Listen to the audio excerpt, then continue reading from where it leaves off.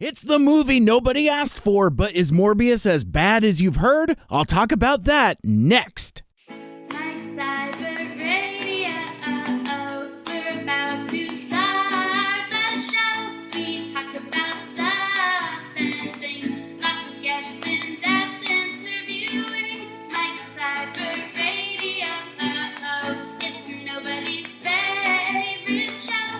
Movies, comics, video games, and TV. And we also can guarantee that it's not gonna be that funny. But that's okay because the show is free. So crank the volume in your headphones. The podcast at last is starting. It's time for Mike Cyber Radio. Hey, welcome back to Mike Cyber Radio. I am your host, and this time around, I'm going to talk about the latest entry in Sony's universe of Spider-Man movies that don't have Spider-Man in them. And I can't believe I'm actually saying this out loud. I'm talking about a movie about Morbius, the living vampire. Morbius, ladies and gentlemen. This from Sony's official press release. This is the official synopsis. One of the most compelling and conflicted characters in Sony Pictures' universe of Marvel characters comes to the big screen as Oscar winner Jared Leto transforms into the enigmatic anti-hero Michael Morbius. Dangerously ill with a rare blood disorder and determined to save others suffering his same fate, Dr. Morbius attempts a desperate gamble. While at first it seems to be a radical success, a darkness inside him is unleashed. Will good override evil, or will Morbius succumb to his mysterious new urges? That is from the official press release from Sony. That came from the studio. I didn't write or doctor any of that. And I just love the audacity of something called, let me see, make sure I got it right, the Sony Pictures universe of Marvel characters. First of all, that's a mouthful, but more than that, it's just a long-winded way of saying they're making movies about Spider-Man characters, the ones that they have the rights to, without actually putting Spider-Man in those movies. It's very confusing, and one of the things I'm going to try to unpack in this episode is really, what is Sony thinking? What is Sony doing? Because your guess is as good as mine. But, after a number of delays due to the pandemic, Morbius is finally here in theaters, whether we want it or not. This is a movie that I was convinced was never actually going to come out or be released. Kind of similar to that New Mutants from a couple years ago. And like the New Mutants, this movie has had the stink of death on it from jump. And quite frankly, I'm still surprised Sony is actually releasing it. I remember earlier in the week, I saw projections like in the trades saying like, oh, Morbius is projected to make $50 million at the box office. Yeah, we'll see. But is the movie as bad as you have heard? Yes, Morbius is as bad as you think it is. It is so laughably bad that I was inspired to do this episode on it. I had no intention of doing an episode on Morbius. I had no intention of seeing Morbius, but yet here we are. Now, I'm going to do a brief spoiler-free section here at the top with some of my, overall general thoughts, and then I'll get deeper into my deeper problems with this movie. So if you haven't seen Morbius and you don't want to have it spoiled, but you still want to hear some of my scalding hot takes, you're still safe and you're in the right place. So what I'm not going to do is I'm not going to necessarily bother dividing this into separate episodes, for spoiler and non-spoiler, kind of like exactly what I did for Spider-Man No Way Home. It's just going to be a buyer beware situation. But I will be sure and give you a proper spoiler warning. Like I said, I wasn't originally going to watch this movie. I don't really have any interest in this particular corner of the Marvel Universe. I'm not especially interested in the supernatural characters, and I'm not particularly interested in anything Sony has to do with the Spider-Man characters that aren't Spider-Man in a not Spider-Man movie, or at least in live action. I guess I should clarify, because Into the Spider-Verse is amazing, and I'm looking forward to Across the Spider-Verse. I think that's going to be a lot of fun. So Sony has demonstrated that they can do good things with Spider-Man. You know, the batting average isn't super great with the overall oeuvre of Spider-Man, but I would say that the success of Spider-Man No Way Home has as much to do with the previous Spider-Man movies, which are all Sony movies, as it does its tether to the Marvel Universe. Really, the only MCU thing you have is that connectivity to Doctor Strange and some of that storytelling history from those previous movies. But it may be a controversial thing to say, but that Spider-Man movie is about the Sony Spider-Man movies. I kind of get back into that in my No Way Home podcast. You can go and check that out.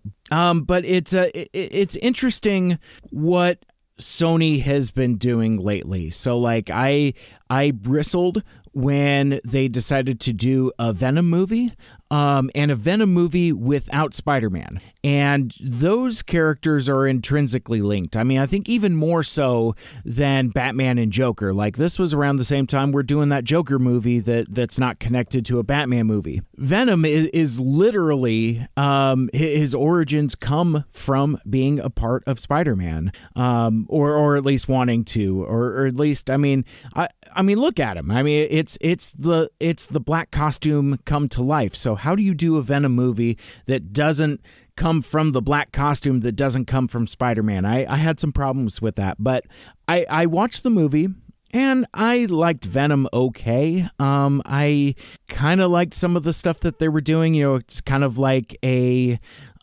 somewhat lighter on its feet anti-hero type of movie. So it's kind of like a discount Deadpool type of thing, where we're taking a traditionally villainous character, softening him up, making him an anti-hero, and giving Tom Hardy the Putters and Mutters award. I still don't understand what kind of voice he's doing there, but so I've been very suspect of the Sony corner of the universe that they've been looking to expand, where basically they have all these Spider-Man characters, but they don't really quite know what to do with them because of Spider-Man being tied up with the Marvel stuff. But I don't know. I don't understand, and I don't have any interest in a Spider-Man universe that doesn't have Spider-Man in it. It's like I'm still baffled by that, and I feel like I'm dwelling on it too much, but it really is a sticking point for me.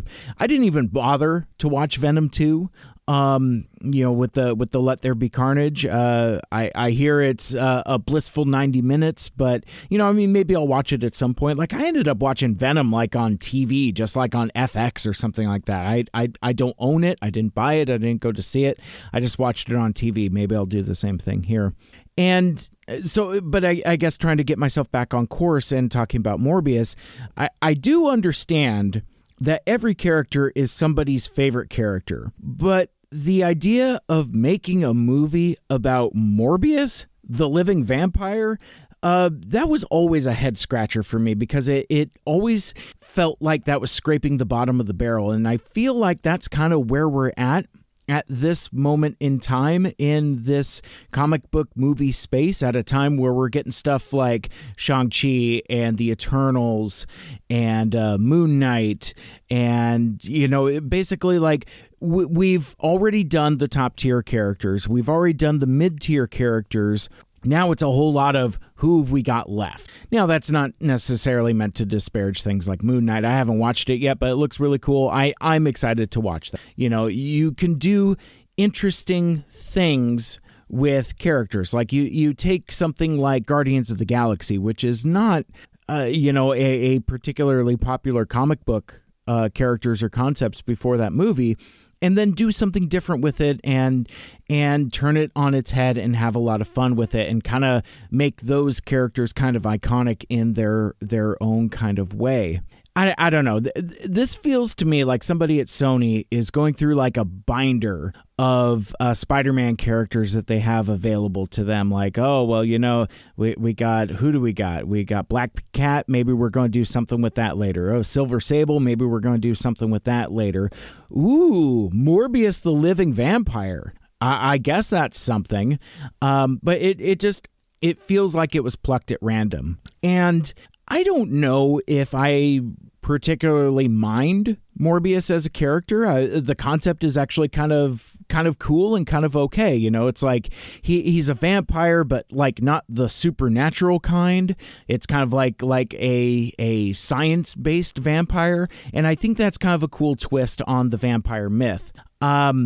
Where you don't have the classic Dracula tropes and things like that, but you can still kind of tell vampire stories, that kind of thing. And I think that's a cool gimmick for a 70s Spider-Man villain. But I don't think anything in there translates to being the lead of a major motion picture starring Jared Leto, especially one where we're trying to establish this character as an anti-hero of sorts, very similar to Venom. So, like with New Mutants, I'll admit I laughed every time there was a date shift or a delay, or like how they kept cranking out new trailers. It seemed like every time they changed the date, they put out like a new trailer with like some new footage in it. And I don't know, the snot in me just likes making fun of this sad movie that nobody asked for. It's just like, oh, that movie's gonna come out. No, it's not. But yeah, I mean, I had to do a little bit of research on this, but Morbius was originally supposed to come out on July 10th of 2020, so almost 2 years ago. But it got pulled, obviously, when theaters were closed due to COVID. And as the pandemic kind of raged on, Morbius cycled through a handful of different release dates. I think there were 7 different dates all told. At various points, it had been scheduled to open up on July 31st, 2020. Then it got kicked a year, March 19th of 2021. And then October 8th of 2021, before finally kind of settling on January 21st, 2022, after the release of Spider-Man No Way Home, and then they shifted it back to like January 28th. And then somewhere along the way, I remember being very confused about this around the time Spider-Man came out, it being moved to April 1st. And I don't remember when that happened, because I remember watching Spider-Man and they ran a trailer for Morbius. And I'm like, that movie's never coming out. What are you talking about? And I think at that point, it may have had like the January 21st date, and then January 21st kind of came and went. And I remember... Oh, that's what it was, because I remember being in the press screening for Spider-Man, and I saw a poster for Morbius that said April 1st, but we had watched a trailer that said January 21st, so I actually asked the rep, I was like, hey man, when is this Morbius movie coming out? And they were like, I don't know. But speaking of, I received an email last week inviting me to the press screening here in Seattle, to go see Morbius. It was a press screening, and my interest plummeted when I saw that the screening would be at 10 o'clock in the morning, 10 a.m. Now, that's not specifically unusual for big blockbuster movies like the James Bond movie. Their press screening was at 10, 11 o'clock in the morning. Actually, no, I'm sorry, it was at noon. So yeah, but like early morning press screenings aren't always a bad thing or unusual. But in this case, between the late notice, because I got the email less than a week before the press screening. Usually those are like 2 to 3 weeks out. But between the late notice and the screen happening the day before the release date, well, that told me everything I needed to know about the studio's faith in this movie. And it was also especially telling that the review embargo for the press was Wednesday at 5 p.m. Pacific time, less than 24 hours before early Thursday screenings were going to start unspooling.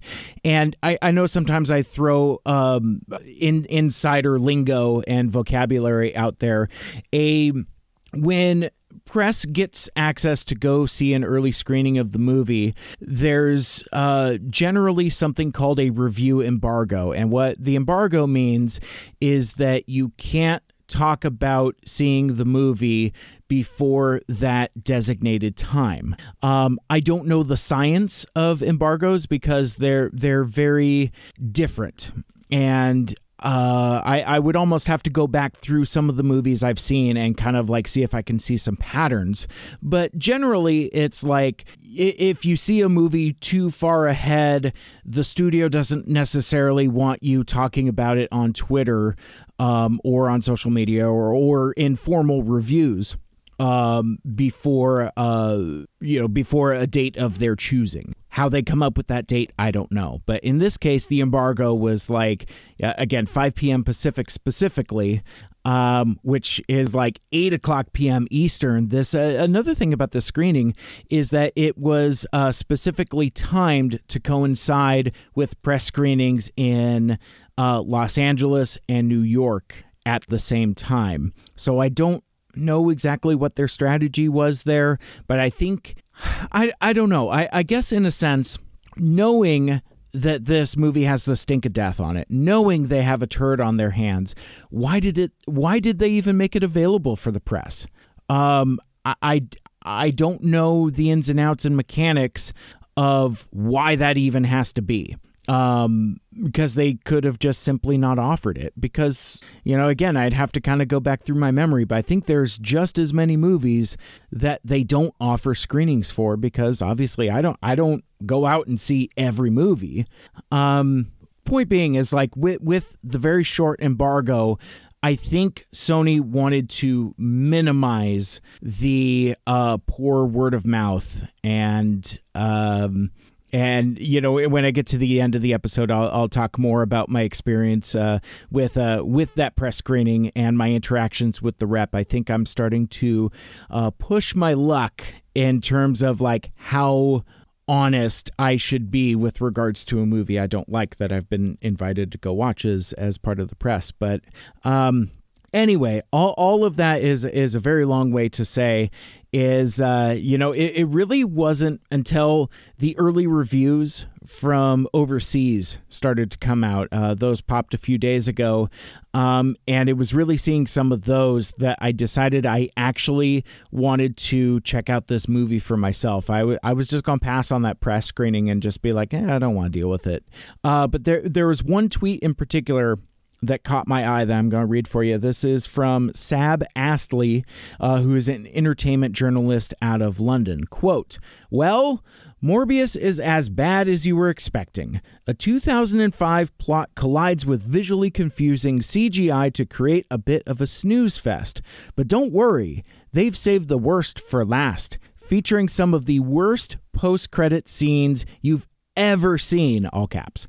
Sony are off their rocker." And I saw several other folks too making comments about the post-credit scenes on Twitter, all saying variations of the same thing, that this was a new high bar for ambitious insanity. And that there was enough to intrigue me and to get me up early in the morning to watch this awful comic book vampire movie. I knew it was going to be bad, but I still wanted to, allow myself to be open-minded enough to potentially change my mind. Like, no movie sets out to be bad. The folks that make movies don't set out to wringing their hands, twirling mustaches, and saying, well, let's set out to make a bad movie. I don't think that's how it works.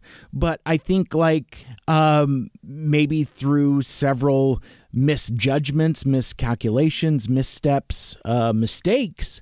Best of intentions go bad and you end up with a stinker like Morbius. So, I mean, that being said, I was just, I was open to allow myself to let the movie change my mind. It did not. But aside from the unchecked zaniness of those post-credit scenes, with Morbius, there just isn't anything here. It's flat and it's boring. It doesn't add anything new to the comic book superhero movie genre.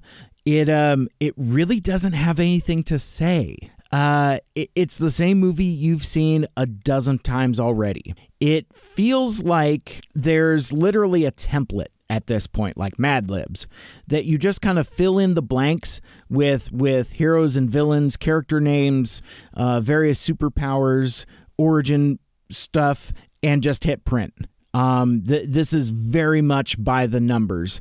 It's the same plot we've seen a million times, and I think we're getting kind of tired of it. But in addition to that, the pacing is weird, and it's disjointed and tough to follow at times. Like there's plot lines that get introduced and then immediately drop.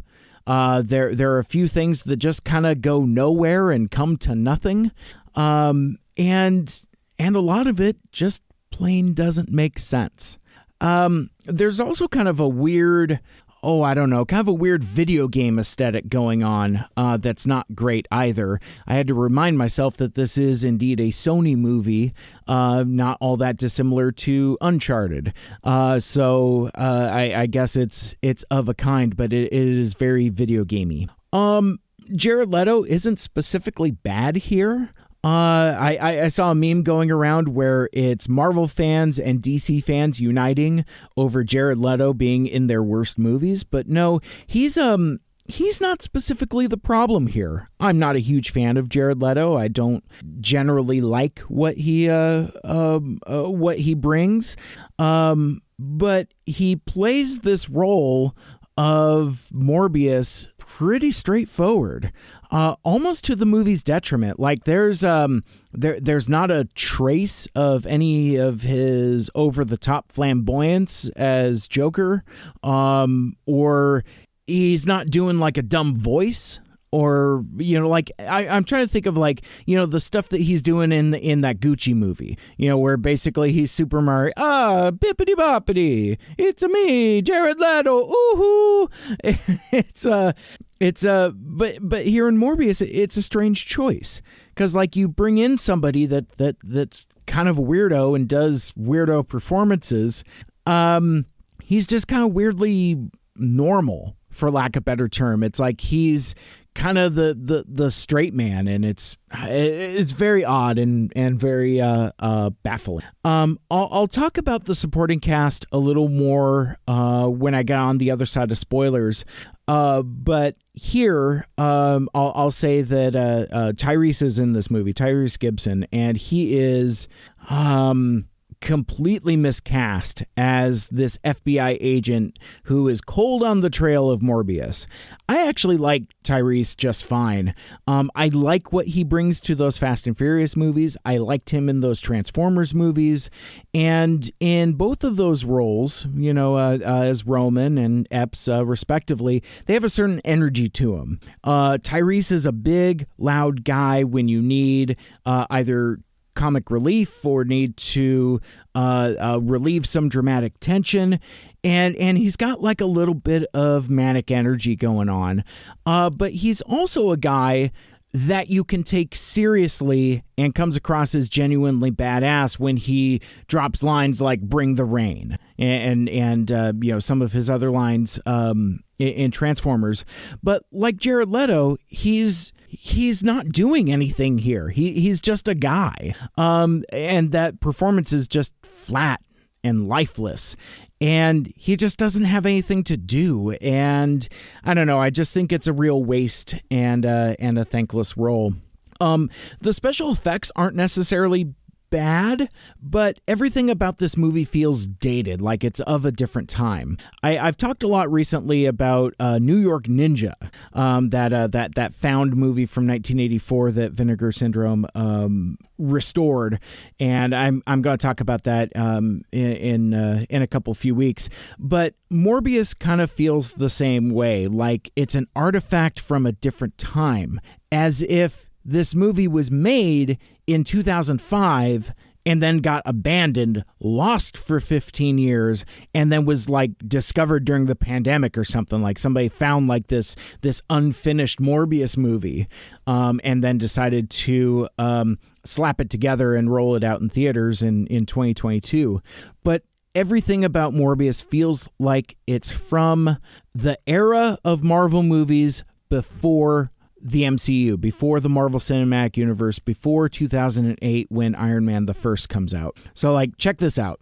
So between 2003, so this is after Blade, after X-Men, after Spider-Man, kind of got the ball rolling on kind of the first modern era of comic book superhero movies. So between 2003 and then before 2008 when Iron Man comes out, here are some of the Marvel movies that came out during that 5-year span. You got yourself a Daredevil, the Ben Affleck one. You got yourself a Hulk, the Ang Lee directed, Eric Bana starring one. Not the good one. Wait a sec, that's a joke. There isn't a good one. Hey, yo. But you got like The Punisher, with Thomas Jane and John Travolta, Fantastic Four, Ghost Rider. Now, again, I've kind of warmed up to Ghost Rider in recent years. I don't think I appreciated the unchecked Nicolas Cage of it all. But like I said, I've kind of warmed to it, and obviously you also get gems like X-Men 2 and Spider-Man 2, but it's a good reminder that Marvel movies were mostly not great during this era. And this is kind of the era that Morbius belongs in. Now, I wouldn't say that Morbius is any worse than the worst of those. I mean, I don't think it's specifically worse than Hulk or Daredevil or Punisher or Fantastic Four. But it is just as bad. And I think we forget, and I think we take for granted that good comic book movies are kind of the standard now, and that there are a good lot of these movies that are just not great. But I want to get back to the special effects and the makeup for Morbius. They're not specifically bad, but in that same thing I was just saying, it's corny and it's dated. And like, for example, like when Morbius goes full vampire and he's like, rah, fangs, he looks pretty much like he does in the comics. He looks like the character model from the comic books. But I don't know, man. Again, every character is somebody's favorite character, but I think it's kind of a goofy look to begin with like the whatever's going on with his upturned nose and the hair and the again, he's a goofy vampire from the 1970s Spider-Man comics. It's like I don't want to necessarily disparage or piss off any fans of that corner of the Marvel universe, but it's like I've just never been into it, and I always thought he was kind of goofy. And I would imagine that fans of that character would kind of say that that's kind of part of it, like kind of like the Gil Kane of it with the scalloped bat cape and things like that. I think that's kind of part of it. But talking more about the special effects, the CGI in the action scenes really isn't great. And I think in their effort to do something visually interesting, the fights just kind of come across as confusing and occasionally incomprehensible. Like I said earlier, it feels a lot like a video game, or at least a movie based on a video game that's based on a movie, and not in a good way. And the score is pretty uninspired also. But so far, there isn't anything that I've said that that really kind of lets on why this movie is capital letters that bad, right? And I think honestly, to get deeper into that, I think I need to get into spoilers and kind of dig deeper into the plot and kind of talk about some specific stuff. But to put I guess to put a button on my non-spoiler review here, yes, Morbius is as bad as you've heard, but it's also not so bad it's good. It's not fun. It's not funny. It's not exciting. There's nothing new here you haven't seen before. It's literally more of the same.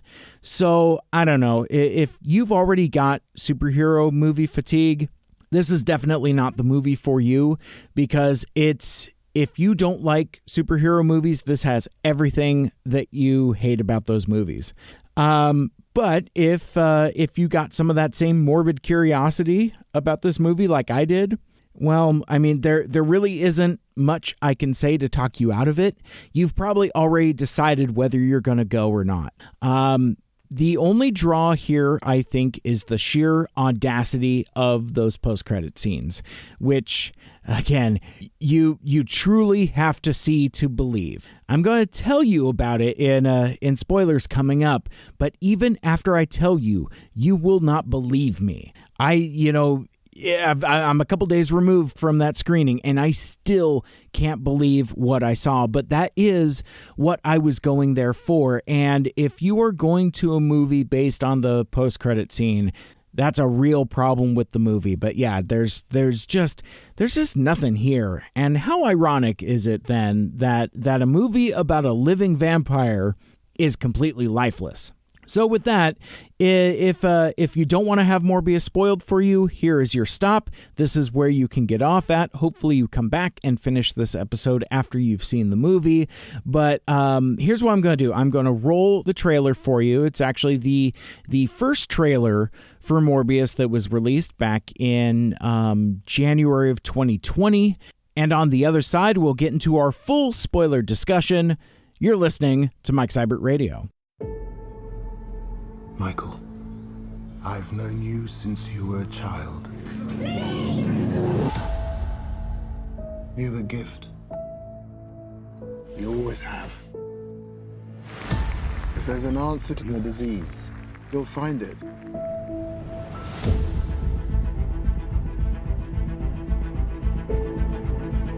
I should have died years ago. Why am I still here if not to fix this? I have a rare blood disease, and I'm running out of time. This could be my last chance. You're up to something. What is it? It's not exactly legal. I want to see you get hurt more than you already have. This would be a cure. Michael, what's happening? I went from dying to feeling more alive than ever. Increased strength and speed. The ability to use echolocation. And an overpowering urge to consume blood.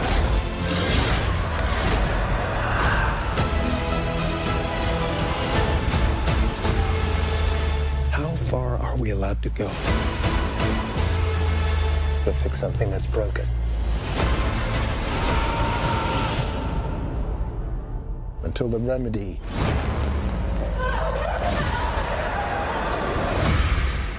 is worse than the disease.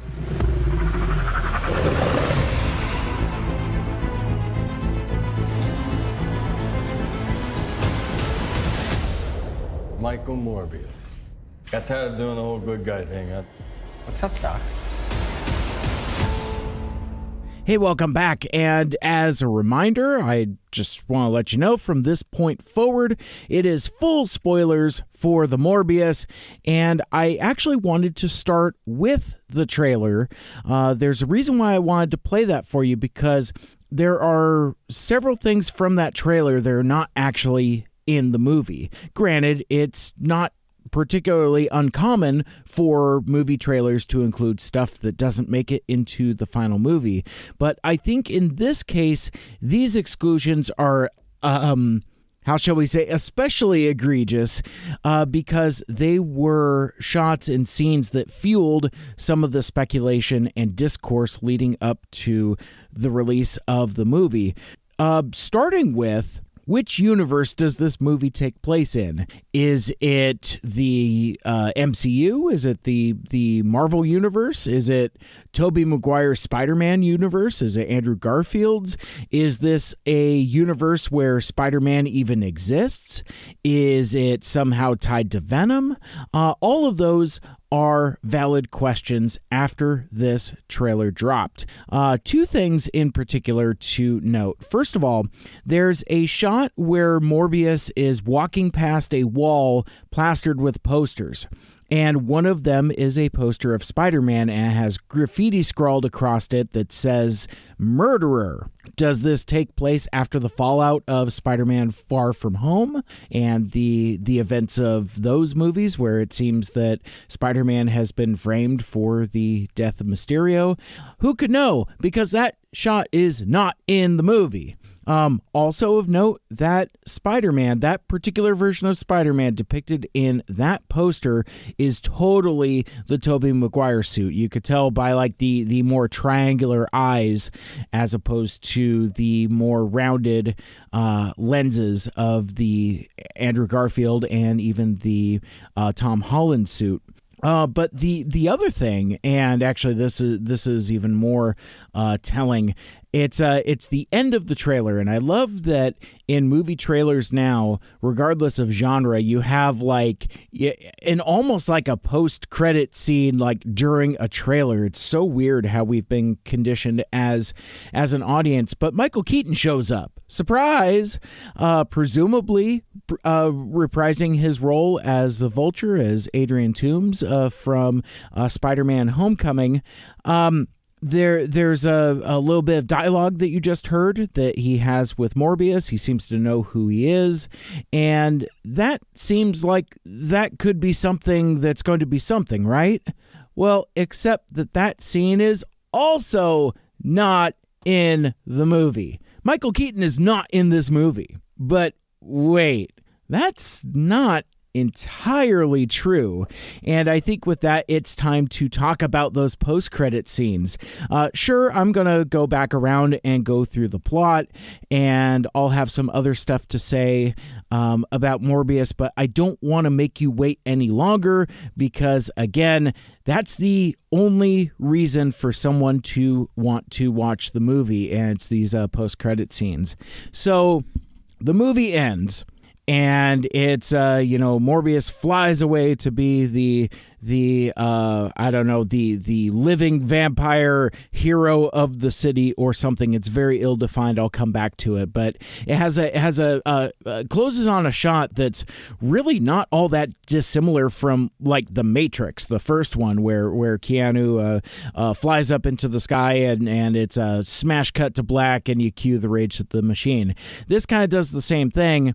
Hard cut to black, and since it's a Marvel adjacent movie, it goes into this overly long title sequence, which is very synthwave. Like there's a lot of actually kind of retro cool colors and designs. It's all like spirographs and a lot of geometrical shapes and things like that, but it's shades of purple and lavender and teal. It's very 80s. The colors are very 80s, and I don't really know or understand what they were kind of going for design or aesthetic wise. And like I mentioned earlier, the music is aggressively unremarkable, and it's just kind of there. I mean, it's kind of like discount Danny Elfman, but there really isn't a melody for you to hum or to learn or to understand.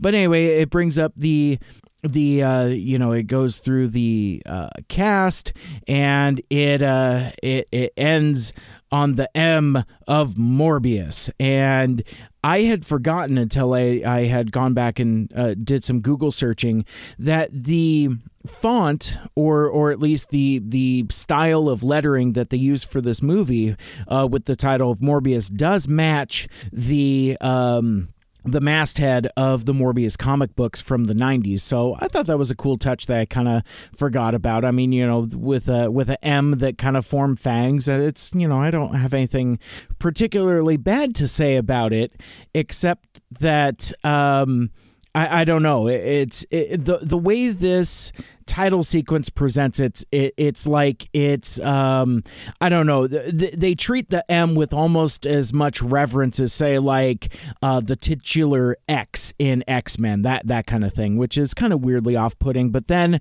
it abruptly smash cuts to black. I'm going to set the scene for you here. So it's the skyline. It's the New York skyline. We're in New York, and across the sky, there's crackling purple energy. We are in the world of the climax of Spider-Man No Way Home. Except I would note that this is not a shot from the film. It's some kind of lame recreation. It looks like garbage, but there's enough shorthand to where you kind of know what it is because you've presumably seen that Spider-Man movie already. So the scene is set. We cut to an empty jail cell, and I almost can't say this with a straight face. In a special effect that I can only describe as the transporter effect from Star Trek, Michael Keaton appears in this empty jail cell. Like he's been beamed in, he's been transported in, and he looks disorientated. Now he's wearing prison clothes, but he's wearing prison clothes. He shows up in this empty prison cell, and he's disorientated, and he's doing his Michael Keaton, a sleepy Michael Keaton, where he's like, "Oh, what's going on? Where am I? What's happening? I'm not Batman." And he apparently gets enough wherewithal to intuit somehow that he is now in a different universe and make some kind of comment about the food being better. Like, maybe the food is better here or something like that. It cuts then to television report. We're on TV, and it's this reporter saying, like, Adrian Toombs is a wrongfully imprisoned person or something like that, and could be released any day from jail. Cut to black. More credits, and I think we're doing more synthwave. I don't remember. I can't block that part out because in this audience of stone-faced critics, you can hear snickers and laughter. Me, personally, I was laughing like Robert De Niro in Cape Fear. I found that very entertaining, but I also thought that was the end of it. It's like, okay, cool. Well, Michael Keaton is here, and that's the button we're going to leave it on. Oh, no. So after more synthwavy titles, a little bit of credits, it smash cuts to black again. The scene opens up, and I would say maybe like 90 seconds has passed. Not much time is all in terms of credits. And we cut to Dr. Michael Morbius driving in a fast car, despite having the ability to fly. He's driving somewhere in the middle of the night. He's playing loud music. He's looking at a GPS. He seems very determined. And his GPS signal takes him off the road. He drives onto some kind of beach or desert or some kind of other wasteland type of landscape. It's at night, so it doesn't really matter what it is. He gets out of the car and he looks around very suspiciously. And then suddenly, from out of nowhere, with the full plumage and everything, the wings, everything, in comes the Vulture. And he looks almost exactly like he did in Spider-Man Homecoming, with like the jacket, with like the fur around the collar, and again, like the wings and the thrusters and the helmet and all that. He swoops in front of Morbius, and red flag number one, he's wearing the full helmet. So if you remember the helmet from the Vulture helmet from Spider-Man Homecoming, it's like a full face mask, and he's got like these night vision goggles that kind of emulate the Vulture eyes. It's a really cool costume design and very MCU. It's like it's a way to where you make the Vulture actually make sense. I got no problem with it. So I've seen some pictures online where like the helmet has a little more of a pronounced beak, I guess. So there's like a little more of a face mask to it, which does not look good. It looks like it's rendered in CGI. It's very obviously not Michael Keaton. It is a stunt person at best, and a computer-generated abomination at worst. I could not get a good read on whether this was an actual real person or not, but that head is certainly computer-generated because it just looks awful. Anyway, this figure speaks to Morbius, and he's like, "Oh, hey, I've heard about you, and I'm still learning about this place. I don't know how I got here, but I know it has something to do with Spider-Man. I think we should team up." And Morbius says, "Yeah, I think that's a great idea."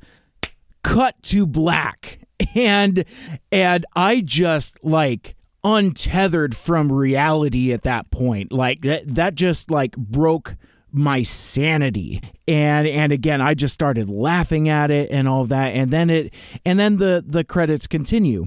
Now the voice, I suppose it could be Michael Keaton, but I am pretty sure it's not. If it for my ear, it sounds like it's somebody doing a bad Michael Keaton impression. And that's I don't know. It's just very silly and just insane. So at this point, I'm sitting through the credits and I was like, okay, cool. So at this point, an entire other movie has happened within 2 minutes of Morbius ending. So it's like, the Vulture shows up, gets released from jail, finds all of his gear. Where does he get all of his gear? And then meets up with Morbius, and I'm assuming they're going to go find Venom or something like that and make some kind of half of a Sinister Six. I don't know when or where they're going to introduce the other characters. I guess they're making a Kraven the Hunter movie, barf. But still, like, you still need a couple more members to make a Sinister Six, and also, who cares?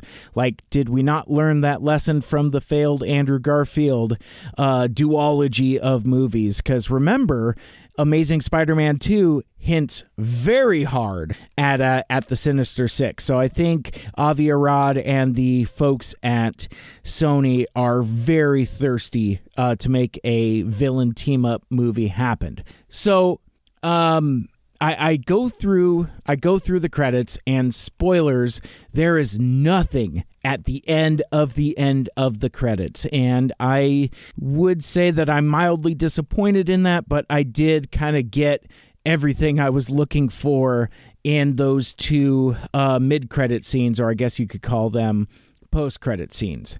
So there's a lot to unpack there, and there's a few things to talk about. First of all, these scenes completely break whatever cohesive universe these movies thought that they were having. So I would imagine it would be assumed that we're not in the MCU.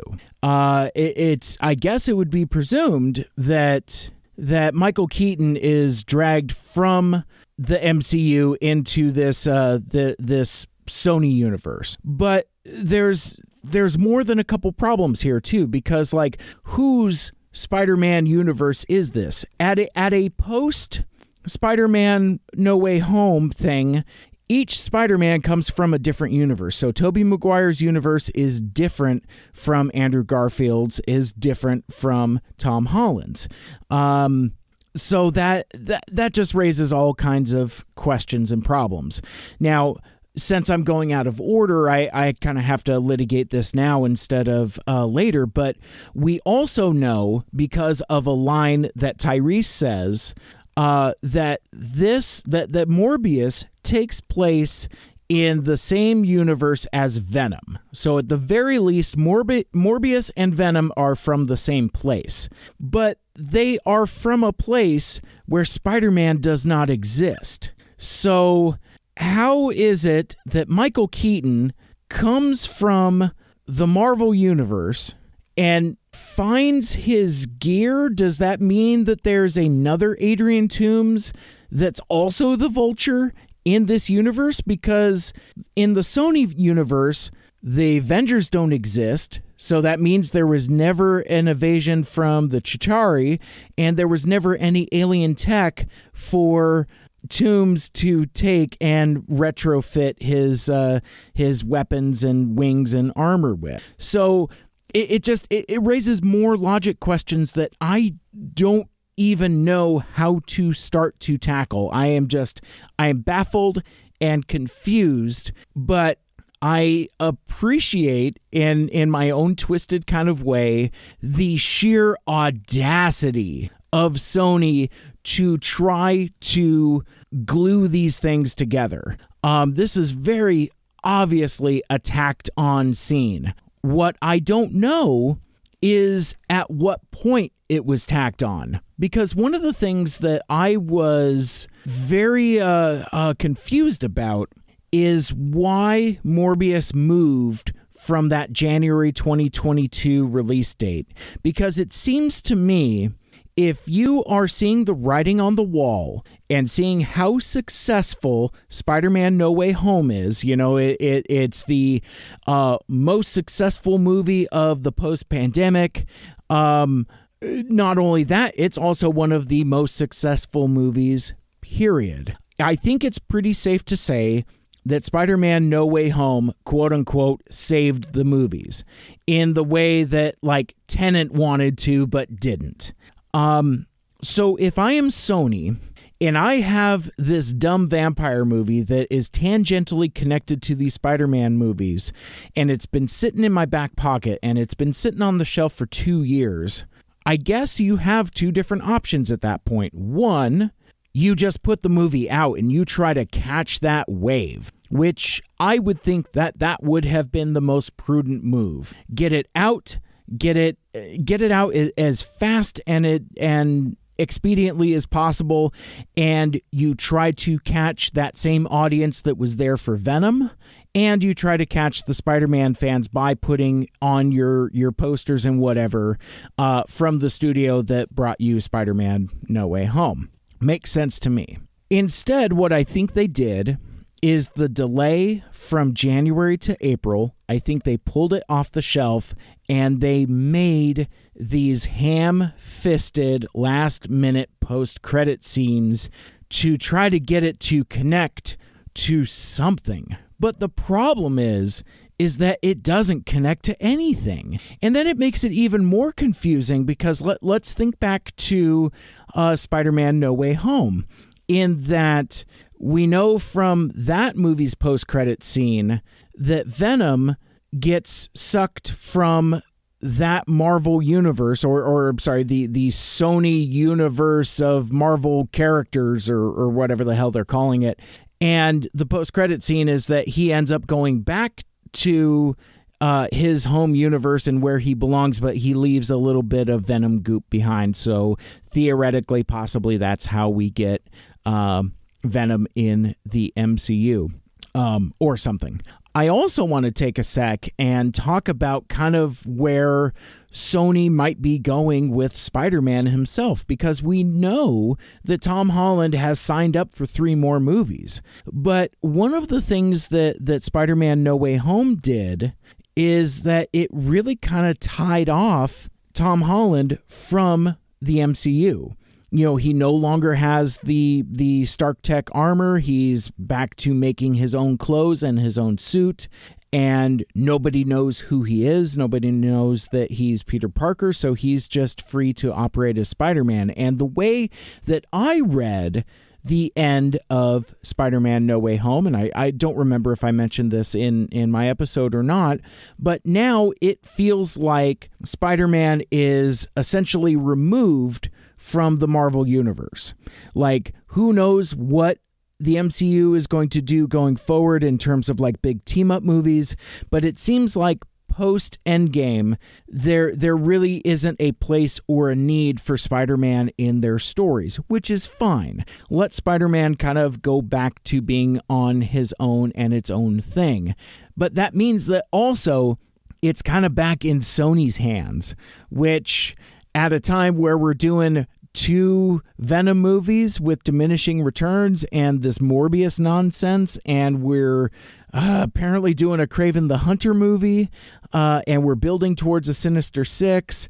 I don't know what nightmare they are setting up for the Spider-Man corner of the universe, but I had to get that off my chest right away to just talk about the absurdity, the audacity, the confusion surrounding those post-credit scenes, because that's, again, in that tweet I read you earlier in the show, Sony are off their rocker. Just blowing up their own universe, because, again, it's incomprehensible. It makes no sense. So, if somebody has like a theory they want to throw at me, or I'm sure by now some YouTuber has untangled it, but like I found myself very confused and just, I not only was I confused, but I was just, I wasn't mad. I wasn't offended, but I don't know. I just literally couldn't believe it. So that's the thing I've been saying on Twitter. It's like Morbius is seeing is believing. You don't need to see the movie at all. There's nothing there for you. But the post-credit scene has to be seen to be believed.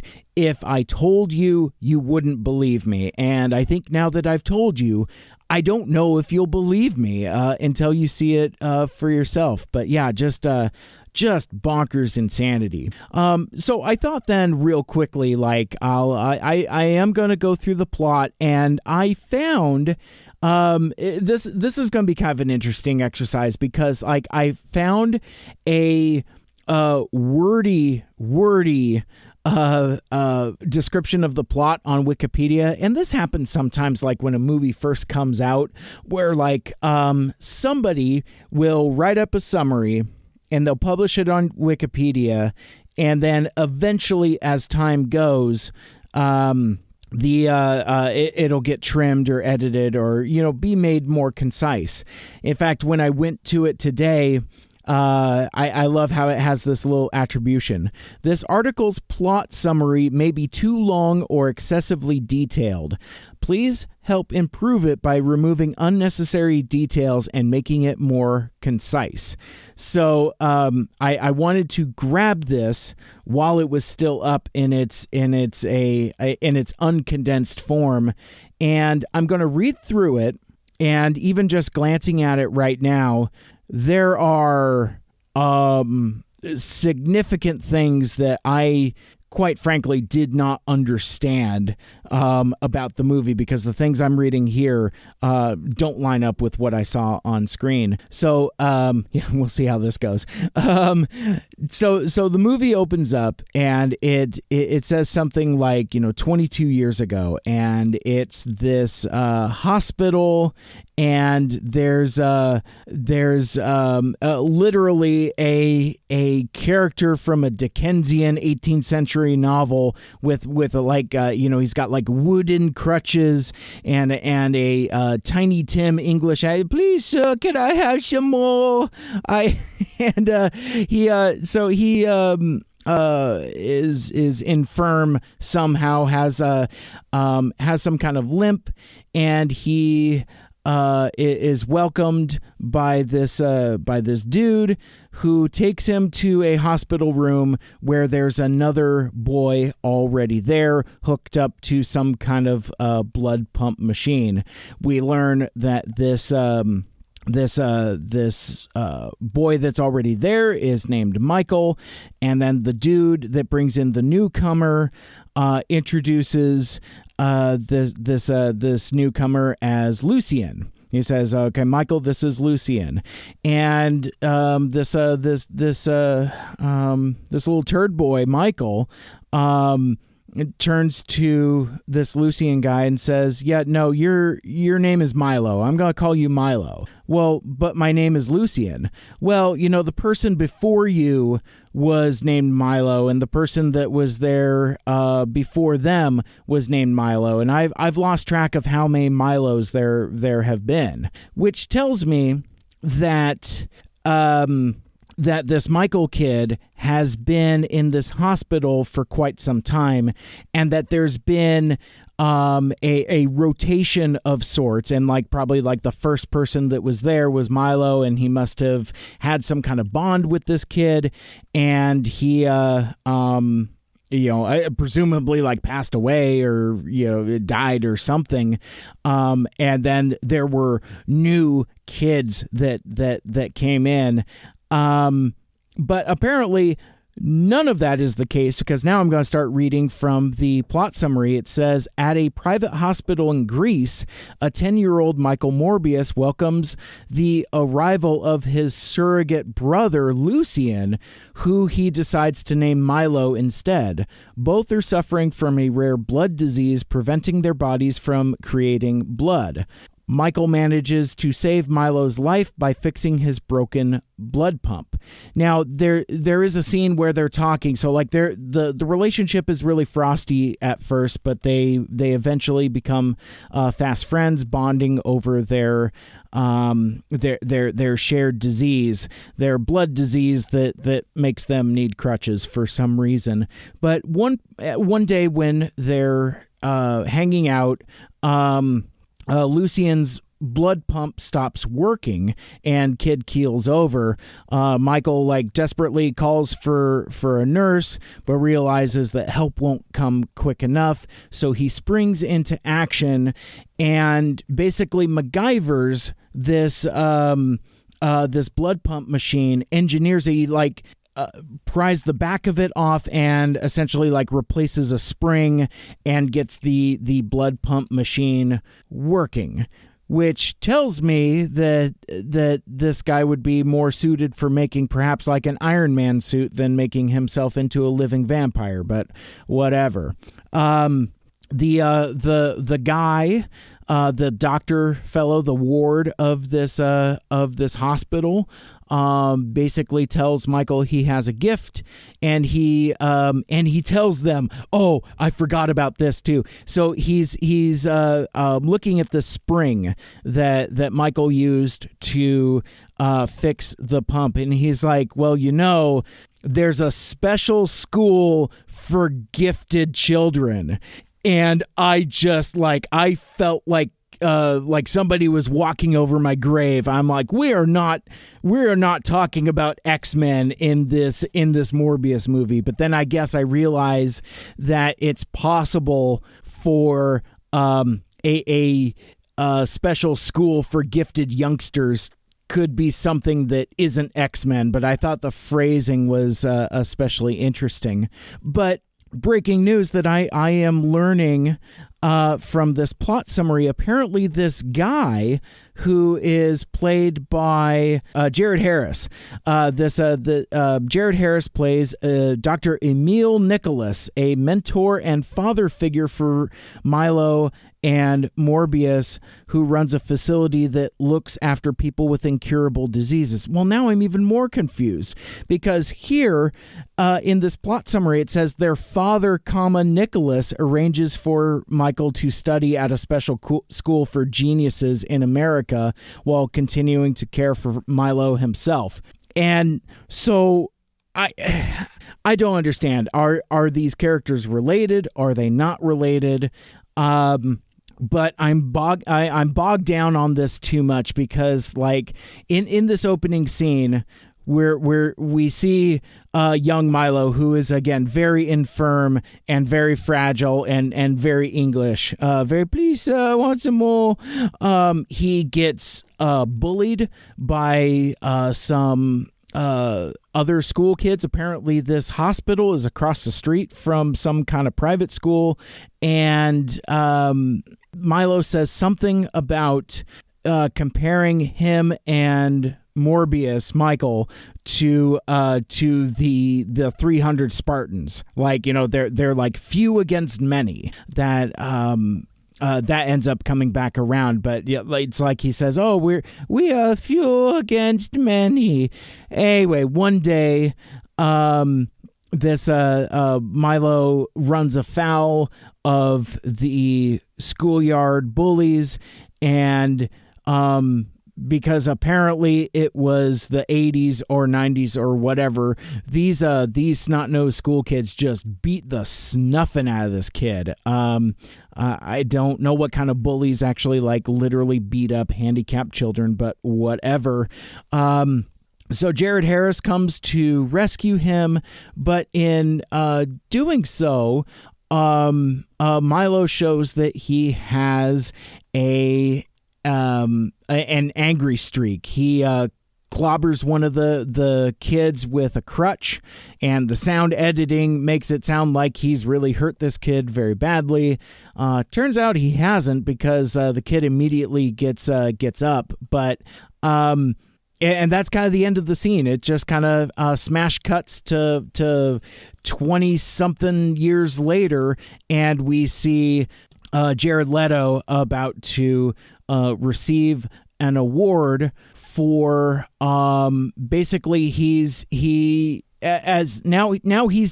Michael Morbius, and he's going to receive some kind of award from some kind of king for his development of basically like a synthetic blood. And that ends up coming into play also, but it's odd because he ends up refusing the award, and then it just kind of smash cuts again to when we get introduced to the female lead of the movie, character named Martine Bancroft, who is played by somebody also I don't know, Adria Arjona. I don't know who that is. Okay, well, I'm just gonna click on her. Oh my God, there's no there's no picture in the IMDb or the Wikipedia. She played the role of Dorothy in the Oz book adaptation Emerald City from 2017. She also played a supporting roles in Pacific Rim, Uprising, oh God, Life of the Party, and Triple Frontier, and a starring role in 6 Underground. Oh, that's where I know her from. Okay, so I had it's like I kind of recognized her face, but I couldn't place it. Yeah, no, she's in that Sick Underground. Yikes. The movie actually opens in like the Amazon rainforest with a helicopter, whoop, whoop, whoop, whoop, whoop. And it's in the trailer. Basically, Morbius has hired this group of mercenaries to take him to some kind of mountain where basically he's going to harvest, kidnap, steal, whatever, that he's stolen these vampire bats. And it's a really dumb sequence because one of the things that really bothers me about I don't know if it's Jared Leto's performance or poor writing or whatever it is, but if Morbius has a blood disease that makes it where his body can't produce new blood, I get that's but that doesn't make like his legs crooked. That doesn't make his like arm crooked or like his spine curved or whatever. So he has like these canes and he's like shambling around. I'm Morbius. I can't walk straight. And it's just I don't understand the connection between his blood disease and physical deformity. It's not explained. It comes to nothing, and it's kind of frustrating and kind of offensive. Like I don't know.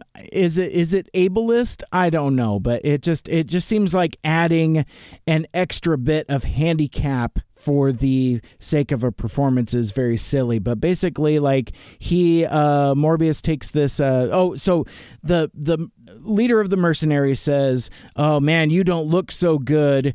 You need a doctor." To which Jared Leto quips, "I am a doctor."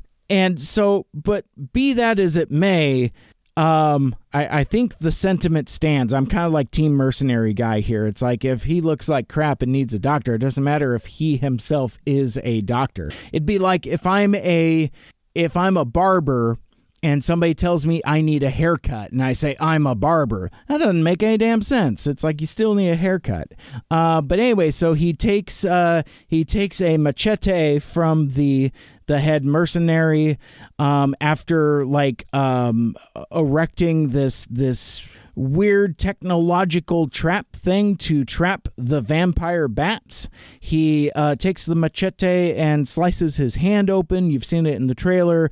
He puts his hand out, and then the vampire bats come after him, and they all fly away and through and out of this cave. There's some dialogue about the vampire bats. I don't remember what it was. I don't really care.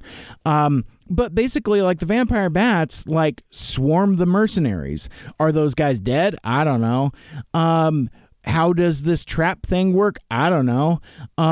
Because all we see is this flood of vampire bats flying through this gate thing past Morbius and kind of surrounding the helicopter like a cloud. And then it just smash cut to black, and then it goes to the flashback 20-something years previously with the Dickensian hospital. I got that all mixed up. So it's like a present day, then a flashback, and then back to present day. But anyway, so Morbius is in this lab, and she's giving him a hard time for these experiments that he's doing. Like his plan is to let me see if I understand this correctly. He is going to combine vampire bat DNA with human DNA, hopefully in a cure, in a way to cure his blood disease, because there's something about like something the vampire bats produce, like in their saliva or some such like that. But it doesn't. There's no talk of their why being a vampire would cure him, or that even being a vampire is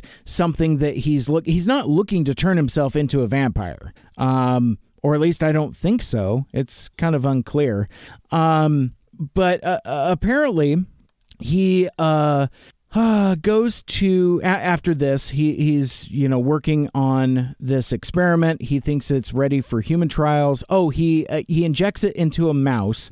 The mouse dies. They think that that the experiment was a failure, but then in this lab there's a little girl who might not have a name, who has I guess maybe the same kind of blood disease that Morbius does, or maybe she's just really sick. I don't know. But there's a there's a lot of time spent with this little girl early in the scene, and she ends up having some kind of arrest episode or something where the only way to save her life is to induce a coma, and they induce a coma on this little girl. And then I think that's what starts the clock in Morbius's mind where he really wants to go through with this experiment and figure out how to make this serum, not only to save himself, but now this little girl as well. And I am here to tell you now, because again, it's a full spoiler discussion thing, that girl is never seen again. Does she get cured? Who could know? She disappears from the movie after this, and it is bizarre. But basically what happens is after they induce this coma, Jared Leto goes to visit his old buddy. He goes to look up Milo, who is now some kind of billionaire, some kind of shady dealings person. Regardless, it's Matt Smith. So because you're wondering why I didn't mention Matt Smith earlier, this is why I didn't mention Matt Smith earlier. And if you are following along with everything that I've already said, you've probably already figured it out. You've probably already seen other folks talk about it already. But basically, Matt Smith is the villain of this movie. And I should have mentioned this earlier when I was spending so much time talking about the Dickensian little boy. Once I'm not usually the guy that can clock this stuff right away. But there was something about this where I was like, oh, you're introducing a character with the same disease. Oh, no, this is what we're doing. Jumping way ahead. Yeah, sure enough, this movie is just the same superhero movie where, like, the villain is the same as the hero. They have the same powers, same abilities, same type of thing. So as soon as you see this little boy with the same blood disease as young Michael Morbius, you can clock that immediately. And then in present day, when you realize it's Matt Smith, it's like, oh yeah, so here we go. And apparently has shady dealings. Morbius needs to get out to international waters to do this experiment on himself for some reason. Doesn't matter. Matt Smith gives him a cargo carrier and a crew of mercenaries, and he goes out into international waters, Morbius does, and begins working on a cure. So basically he injects himself, and after Morbius breaks free of his bonds, Martin opens his containment field, causing Morbius to escape and massacre the entire crew, draining them of their blood. During the conflict, Martin is rendered comatose. So basically what happens is, so you get this extended sequence of Morbius not knowing what's happening to him, and much like a classic horror monster, he becomes the vampire. And in what I think is the only thing resembling an almost good action sequence, basically with his new vampire powers, just kind of kills these mercenaries. But this sequence, and I found myself chuckling, this sequence underscores a big, massive problem with this movie. This is, capital letters, what's wrong with this movie. So Morbius is supposed to be a vampire, right? And what do vampires do? They suck the blood, and they have like the superhuman powers. And we see that, Morbius has like these long talon-like fingernails. He's got claws, basically. And basically what happens is this dizzying display of computer-generated video game PG-13 violence that is completely toothless.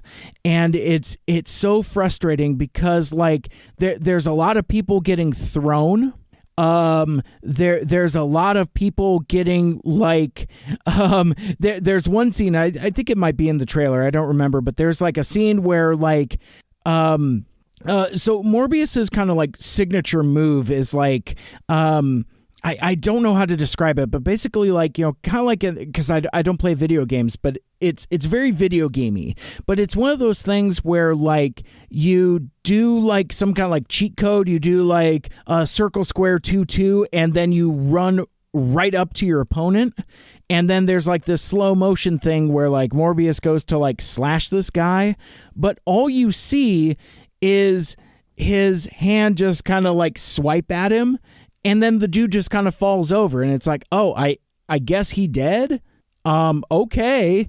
There's a lot of that. And then there's a lot of slashings where it's like you don't see anything, but like you hear the sound effects. So like there's one sequence where like, you know, Morbius will kind of like slash a dude across the neck, but it's like really dark. There's no blood. You can't see anything, but then you hear like the Murgle gurgling. Dude's like, and I'm like, oh, what happened? Did like somebody like pop your juice box or something like that?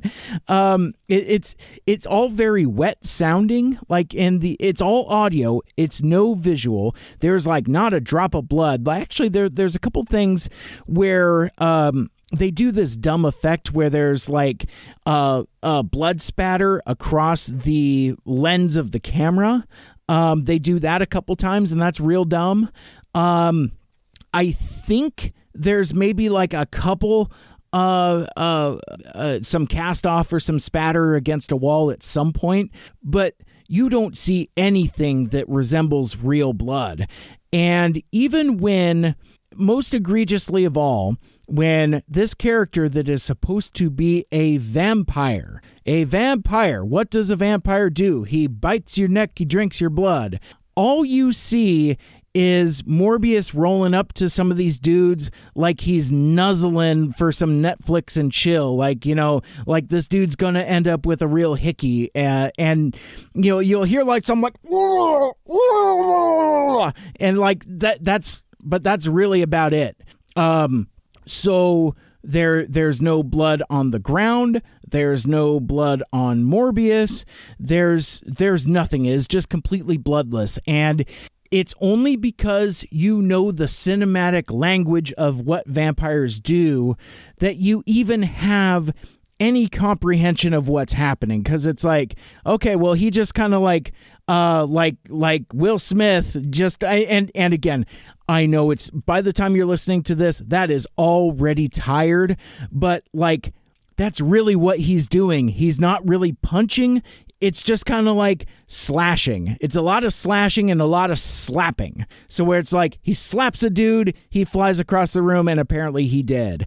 But then like I realize I'm repeating myself now, but fortunately I'm not going to repeat it again, because like this is the only sequence in the movie that even tries to do this. And because the rest of the movie is very boring and very nothing. This is like the only thing that resembles a good action scene, and it has no teeth, it has no blood, and it's really frustrating because again, it's sanitized, it's PG-13, and I don't know, man, if you're making a vampire movie, make a fucking vampire movie, or don't. This kind of like in between stuff is really frustrating.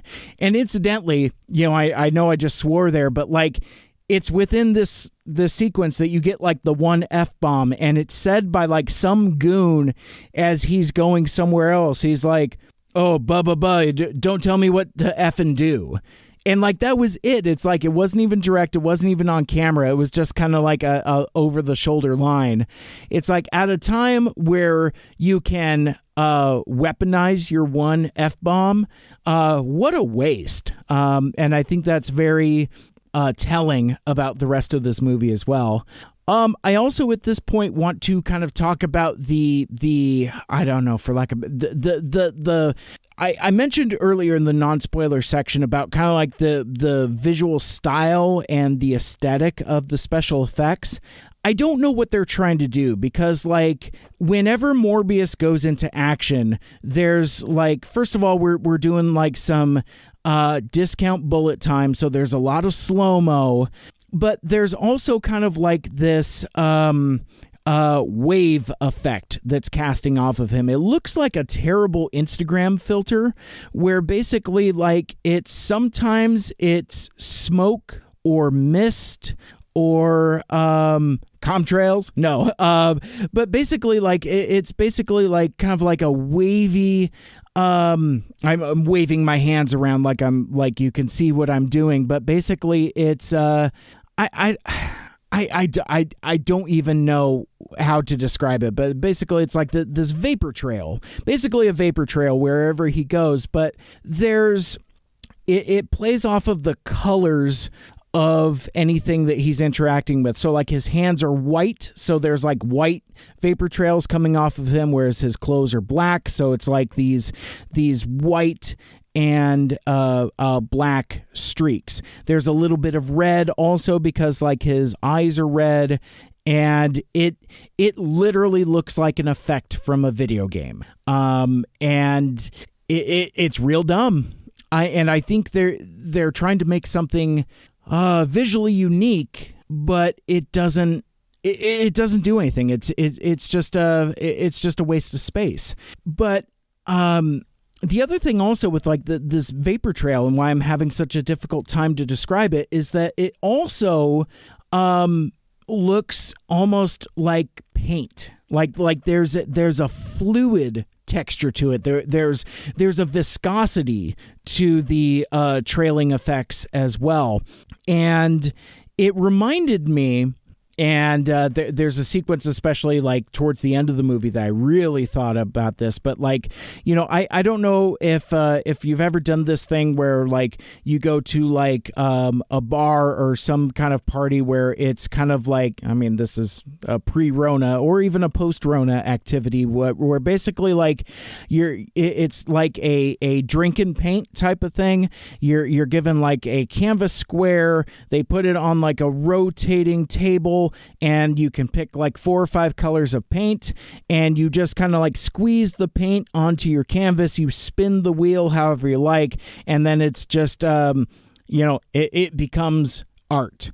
I've done it with Lucky before. She seems to like it way more than I do, but that's what that vapor trail effect reminds me of. It's like it's splattered paint. Real dumb effect. Oh yeah, so very early on, this mercenary is like weirdly gruff with her. I don't know why.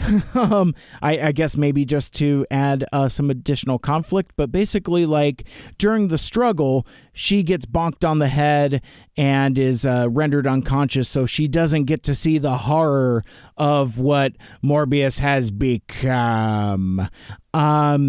So basically after Morbius kind of comes back to his senses and his bloodlust has subsided, he watches the security footage, is horrified by what's happened, and erases all the footage, and then calls in a distress call, mayday, mayday, mayday. We're out in the middle of international waters. Please come send help. And then he just jumps overboard. I mean, maybe this lady will be okay. I mean, she bonked her head and was comatose. Meanwhile, there's like a bunch of like dead fools that are like not just like dead, but like super dead and like horrifically murdered, or at least PG-13 horrifically murdered. Really, they're just kind of like, they look like they're sleeping. It looks like they're having a sleepover. I guess I'm just imagining what this nice lady would experience when she wakes up and sees the carnage. But returning to New York City, Morbius continues his experiments, subsiding on his synthetic blood until it begins to grow less potent, finding his original set of vampire bats to view him as I'll come back to that in a sec. So here's the gimmick is that Morbius has created this synthetic blood. I think that's a thing from the comics, but again, I'm not a student of the material, so I couldn't really say. But basically, like he times himself and whenever he gets like the vampire urges, he drinks the synthetic blood. And I guess that's got to be an MPAA thing where it's like we're making a vampire movie where we're not really doing vampire stuff. I guess a Marvel superhero drinking blue blood. It looks delicious. It has well, actually, no, it doesn't look delicious at all. It actually kind of looks like colonoscopy stuff, where it's kind of like has a faint blue hue to it. It's kind of chalky looking. Doesn't look at all like blood. But anyway, so he's drinking this stuff like it's Mountain Frost Gatorade, and so apparently that kind of keeps the vampire urges away. But it underscores a problem that I don't understand about his superpowers, how his superpowers work. Does he have superpowers when he's in between feeding sessions, or does he have to drink the blood and then he gets superpowers? It's weirdly ill-defined because different things happen at different times during the movie, where it's very, very frustrating. But he so in this lab, oh my gosh, this sequence. So he's created himself like this bat cave, for lack of a better term, this lab, and in there's like a column of these vampire bats that apparently he's keeping, and I don't know why. Oh, to experiment on. What am I talking about? But there's like a couple different times where, like, you know, he goes into the bat cage and can like commune with the bats, and it's all very silly because, like, so we're doing the superhero origin thing where we're doing like the inventory of abilities. He realizes that he now has superhuman strength. He can like jump and look like Jared Leto after he's lifted for a few. He gets he gets swole and looks very healthy. Oh, that reminds me, that's the other thing. So I mentioned about like the superpowers. The other thing that's kind of wonky is so when the blood wears off, there's like this weird body horror scene where like his legs and arms start going infirm again, and you get like some like bone cracking sound effects, and it's very The Ring, and it's like, crick crack crack, and he's like, I can't walk, I need my canes. And again, I don't understand how a blood disease affects his bone structure, but whatever. I think that's when he realizes that he needs to drink the blood to stay like swole Jared Leto. But in there also, he this was a great snicker moment for me as well. He's doing the inventory of abilities, and then he says earnestly that he's developed a echolocation ability, and he does this thing where like his eyes go all milky white, and there's like these little filaments in his ears. They look like little gills or hairs or something like that, and they start like trilling, and then it just becomes Daredevil, like not the good Daredevil, the Ben Affleck one. And so like his echolocation just looks like Daredevil's radar sense, and he does this thing where he's throwing this ball around.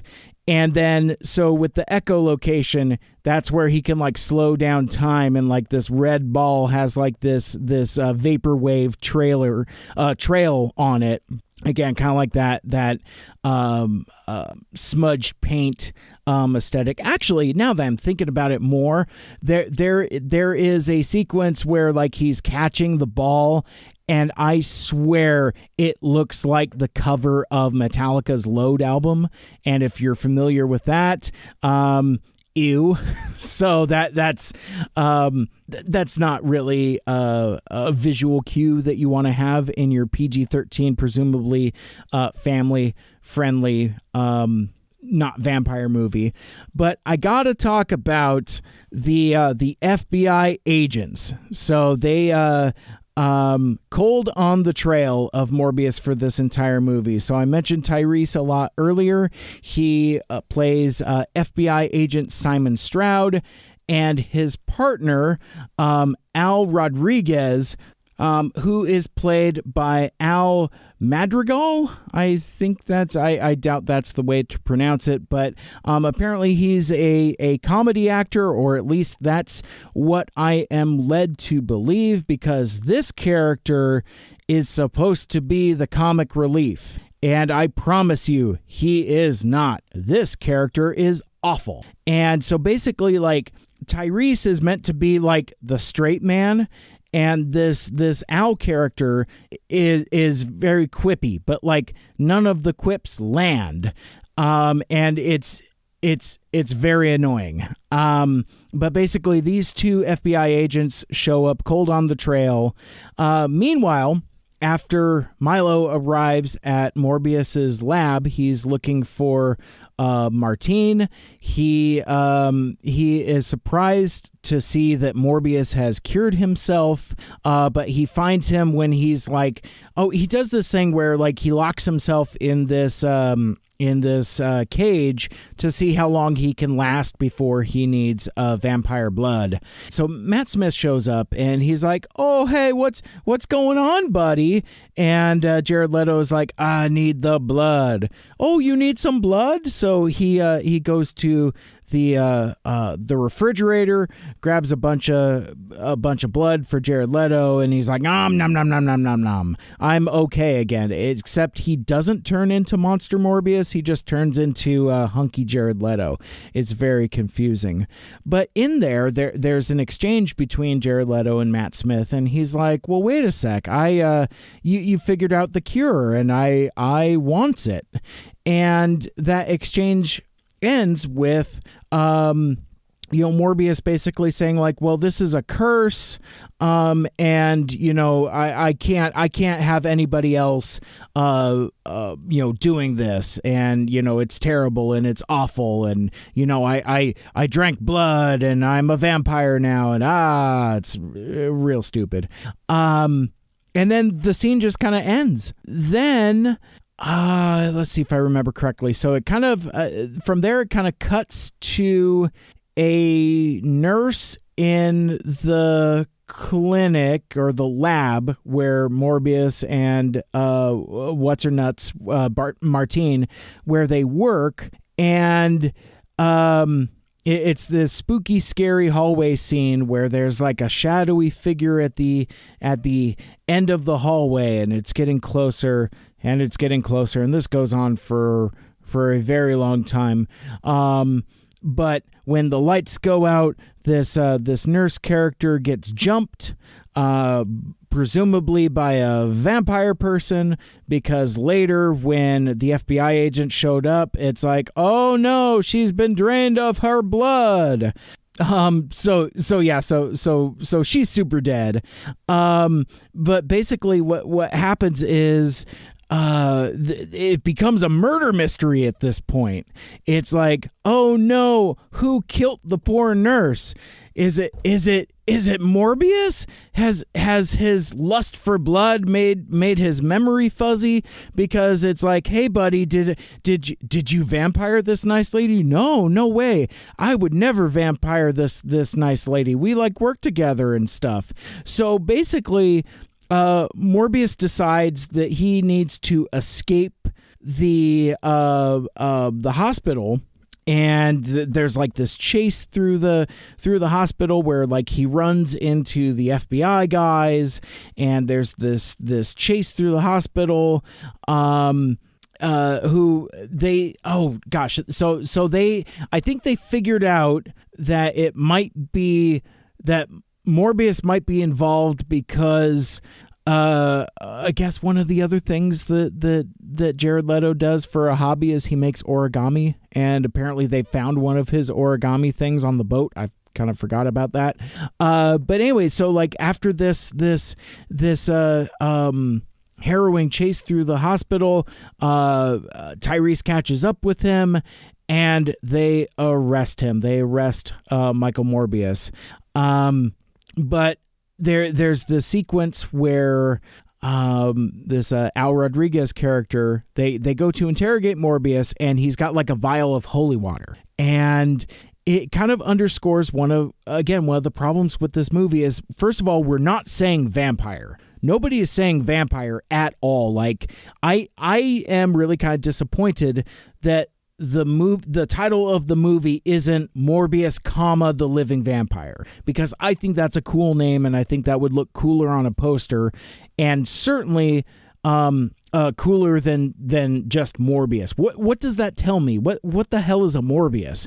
I mean, at least Venom, I understand what a Venom is, but yeah, no, it's just it's very oh god, it is just so frustrating, and there's more quips, and there's more quote unquote comic relief. But one of the things that's not really defined is do vampires exist in this world? Because like the holy water thing is kind of a gag, but I don't know if these FBI agents believe he's a vampire or not, because they've come across these, like 8 or 9 bodies at this point that have been completely exsanguinated of their blood. So I don't know. It's again very ill-defined. I'm realizing how detailed this plot summary is, and how much it's making me remember about this awful movie that I want to forget about. Morbius is locked in jail, and so he's in his prison jumpsuit, and the prison guard tells him his lawyer is here to see him, and sure enough, the lawyer is Milo. It's Matt Smith, and he promises to use his shady connections to get Morbius freed, but then he leaves. He goes to leave, and he leaves a baggie of blood, of red blood, of human blood. And that's another thing that's frustrating about this movie. Like, we're not saying blood a lot.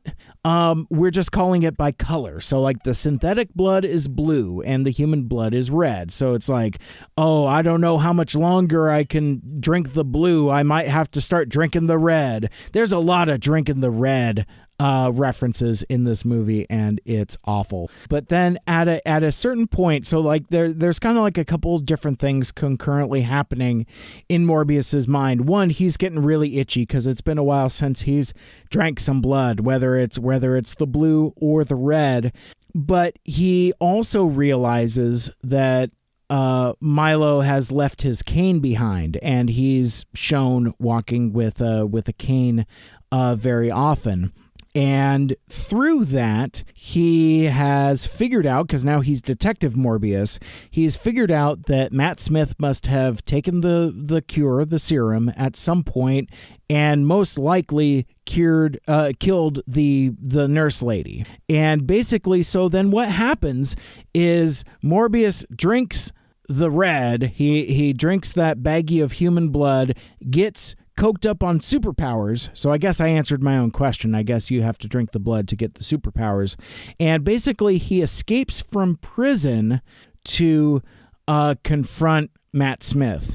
There's a sequence earlier where Matt Smith is shown vamping and is running around like topless, and like there's some like Right Said Fred music. He's like, I'm too sexy type of thing, and kind of very American Psycho type of thing. And anyway, so Matt Smith goes to a bar and he's trying to hit on this lady, and kind of gets roughed up, and decides, instead of massacring everybody, he decides to just leave it alone.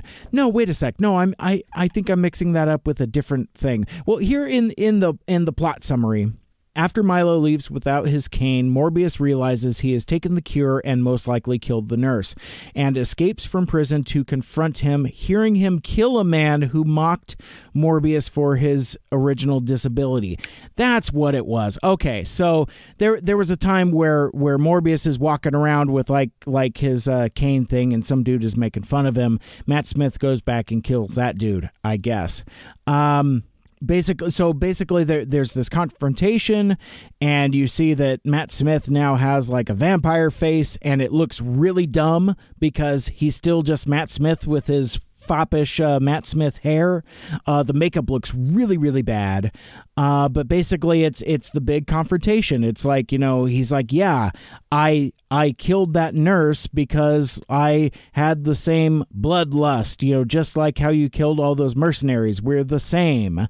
Milo asked Morbius to join him, and, so they can embrace their true selves and live as vampires.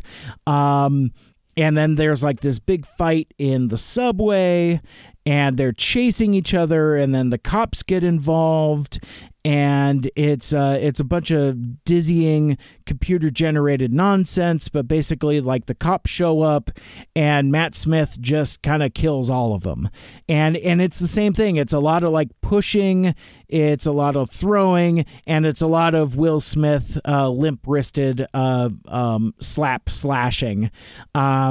But yeah, he kills all the cops, and then this thing where I could only describe it as the "they fly now" sequence. So there's my God, this does kind of weirdly remind me of The Matrix, and like not in a good way. But basically, Morbius, who is better at using his echolocation skills, senses that the subway train is coming.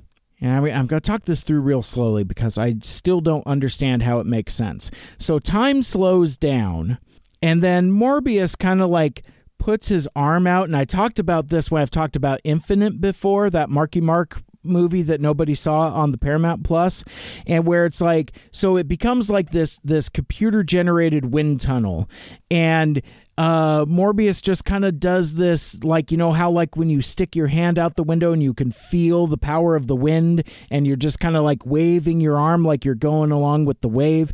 He does one of those, and then as the train comes, he jumps in front of it. But then somehow, because he's catching the wave or something, Morbius can now fly. But he's flying in front of the train. So I don't know if the train is propelling him or if the movement of the train has anything to do with anything.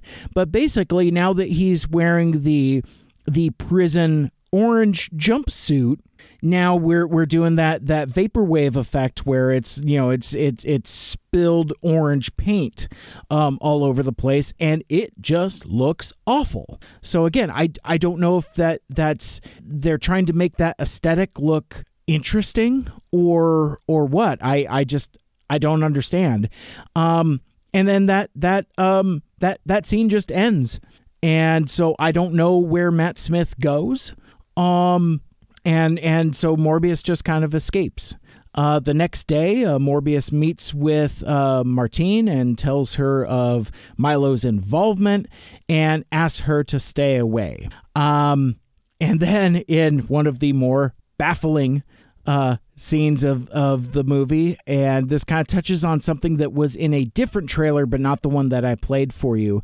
But basically what happens is so they're in a cafe, Morbius and Martine, and there's like a bit of sunlight, and like in a little rare bit of attempted comedy from Jared Leto, he kind of puts his arm out into the sunlight and he's like, "Ooh, hot," and Martine is like genuinely like fearful. "Oh my gosh," and he's like, "Not that kind of vampire," and it's just like, okay, whatever. But during this sequence, he sees a gang of toughs try to pass off a bunch of counterfeit bills at this cafe. And so Morbius then, let me see if this tracks. So Morbius follows the counterfeiters back to their lair, which seems to be like in an abandoned mall or something. Yeah, I mean, I guess it's a mall. That's the only way I could describe it. And it's so weird. Like, so there's a bunch of like gear and technology for them to make counterfeit money, but there's also a bunch of like overgrown vegetation. As I said, it's very weird. But basically, like, he tells this gang here to kick rocks, and of course they want no part of it. Now, instead of, because he is not a villain, I guess, Morbius just kind of like scares them off. And there's this scene in a trailer where like he grabs the guy and says, "Do you know who I am?" "I don't know." And he's like, "I am Venom." And it scares the dude off. Now, in the trailer though, it says, he does the "I am Venom" thing, but then changes his face back and says, "I'm just kidding. It's just Michael Morbius at your service," or whatever. Makes no damn sense.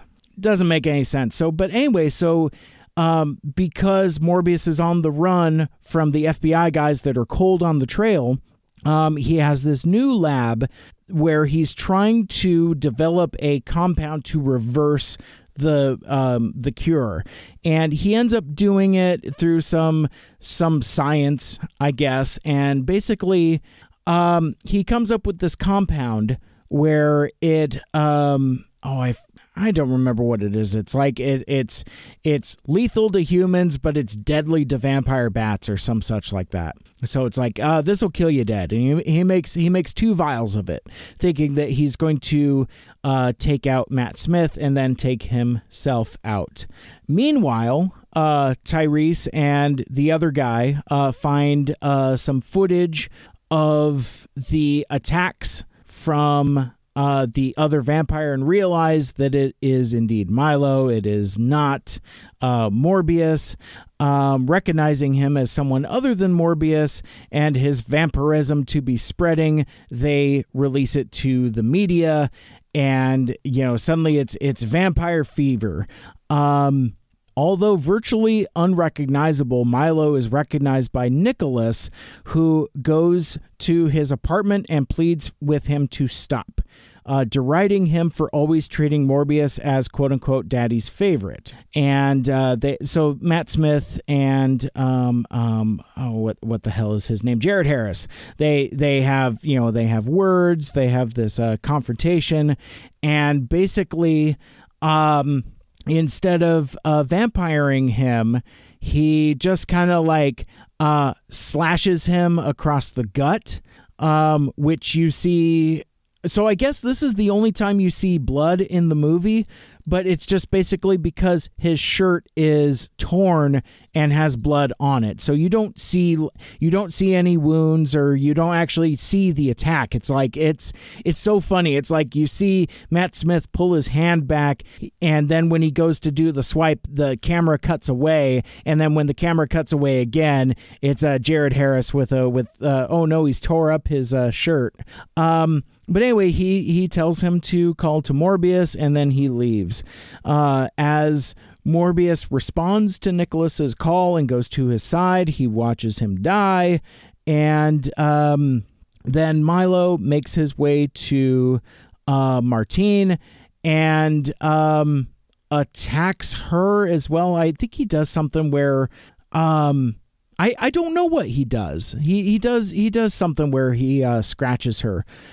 I forgot about something that I did want to mention earlier, about like when they're in the lab, and I almost wish I hadn't remembered to mention this, but basically there's a scene where Morbius and Martine are in the lab, the counterfeiter's lab, working on the reverse cure type of thing. It's shortly after the FBI guys go to Martine's apartment, looking for her, thinking they're going to find Morbius. And they go up to like her, the cat's litter box, and not Tyrese, the other guy, Rodriguez, shakes the litter box, sees that it's empty, and notices the cat is gone, and so is she. And then it cuts to her with Morbius, and you see that there's a cat with them. And this lady goes to open up a can of cat food and ends up slicing her finger open, and it starts to bleed. And Morbius is shown having this reaction where he's like, oh man, I likes that blood. I got these urges. And he tells her, he's like, you should really cover that up. And I don't know, maybe it was because of the mood that I was in, but that hit me really wrong. And maybe it's because he's a male character and she's a female character, but I think it says some kind of like wrong-headed things about females' responsibilities for males' urges. Like, so imagine, like, instead of like cutting her finger and he's a vampire, that she's just wearing like skimpy clothes, but he's sitting there like having like sexual urges or whatever because he can't control himself because he's a toxic dude or whatever. And his response to that, rather than being responsible for his own self, is say, hey, maybe you should wear some pants. Now, your mileage might vary, but like for some reason that was my read on the scene at the time, and I really didn't like it. But anyway, jumping back to this final confrontation, we're kind of in the last motion of the movie, but basically, like, so Milo has already killed Jared Harris, I guess. He's shown to have some like. I see again, because there's no graphic violence in this movie. It's really unclear who gets vampired and who doesn't, because also I would say that both Matt Smith and Jared Leto, they not only have like stereotypical vampire fangs, but they have like a complete set of sharpened teeth. So if like these guys are biting your neck, they're taking out like chunks. It's not like the simple puncture wounds. If it is meant to be that, nothing is shown. But anyway, like I remember like on Jared Harris, there was like some like, I don't know, some either like discoloration or scuffing. So much of this movie takes place at night. So I think that like the blood on his shirt isn't even red. It's probably just, I don't know, chocolate syrup or something like that. But like red blood is a thing that is not shown in this movie unless it's in a baggie. Which again is kind of lame. Either make it R-rated or just don't do it. I don't know. And then Milo does some kind of thing with her. I think like again, like I think he slashes her or something. And basically what happens is Morbius is on the other side of town. He's with Jared Harris. And he does this thing where, like Batman, he gets up like on the corner of a building and he does his echolocation bat radar thing. And like, his eyes go white, his ears start tingling, and there's like reverberating sound waves through the city where basically he's trying to focus specifically on her. He hears that she's in distress and he can like see where she is. And then in the most spectacular piece of computer-generated buffoonery, this dude, or at least Jared Leto's computer stunt double, jumps off of the building and then kind of like squirrel suit glide flies. It's not like a Superman flies type of thing. So I don't know what kind of propulsion he has, or really what the situation is. But basically, like he flies and glides through the city to presumably go rescue her. But at this point in the movie, he's undergone a costume change. Now, Jared Leto has a long black jacket with a lavender liner inside. So kind of like how Wesley Snipes' Blade, how like I think it's in Blade Trinity, maybe it's in Blade 2, I don't remember, but basically like the liner of his jacket is red, which really looks cool. When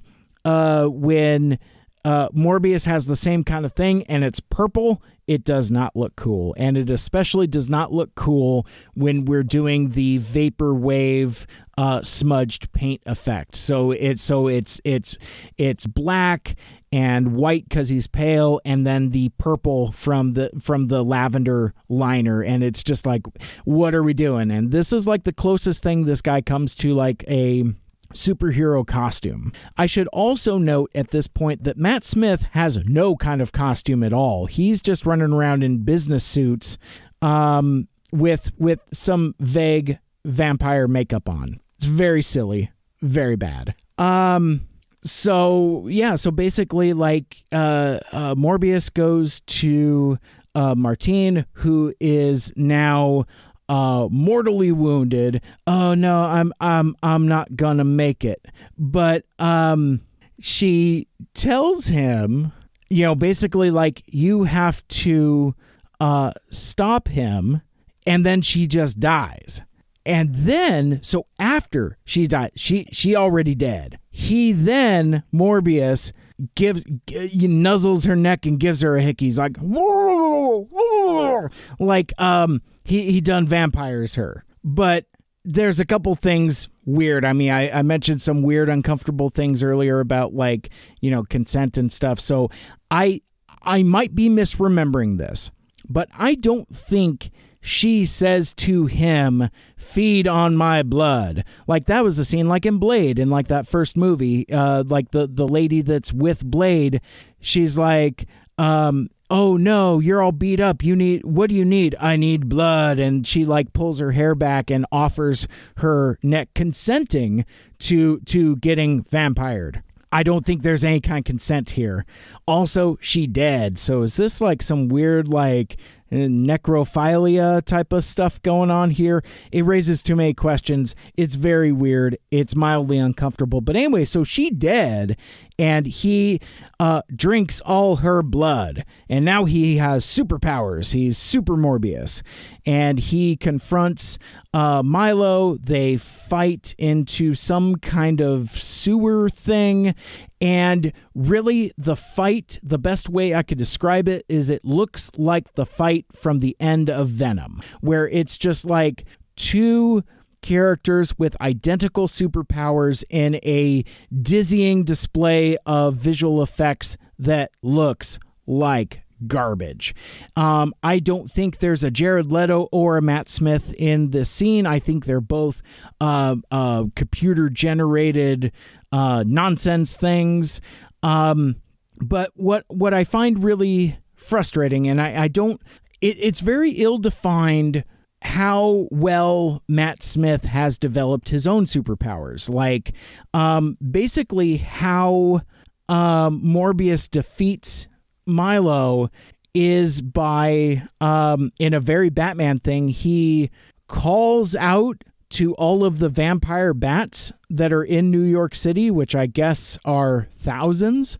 I thought the only vampire bats he had were the ones that he stole from the Amazon and brought with him, but whatever, he brings all these vampire bats, and it just adds to the dizzying cloud of computer-generated nonsense.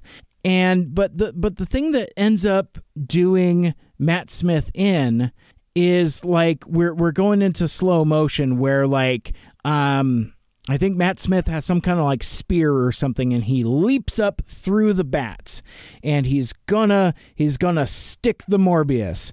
But then Morbius like stops time or something, or moves quickly. Again, I don't understand how his superpowers work, but he's basically able to get the drop on Matt Smith and sticks him with the anti-serum that kills him. And basically, like, I think, like, the bats kind of, like, hold him down or some such like that. But basically, like, he turns back from a vampire back into Matt Smith.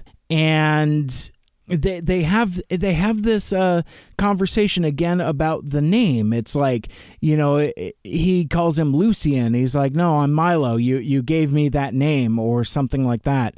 And I don't understand what that means, but basically, like, Matt Smith just dies. He just dead. And that's just kind of the end of him, but that's not the end of the movie. So basically what happens is Morbius, now that he feels like, I don't know, disconnected from humanity, it's like his father figure, who may or may not be actually his father, his colleague, who may or may not be his girlfriend, and his childhood brother, who may or may not be his actual brother. All those people are dead. And so he summons his swarm of vampire bats, goes into the sky, and according to this plot summary, embraces his identity as a vampire in full sight of the city.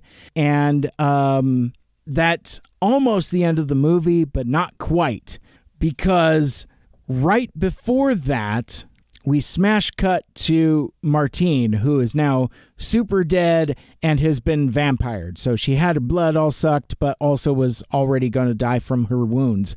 Suddenly, bafflingly, she come back to life. So like her eyes shoot open and they're like glowing purple, and it's like, wait a second. So I need to understand the rules of this vampire situation, because everything in this movie prior to that point has told me that none of the traditional vampire rules apply.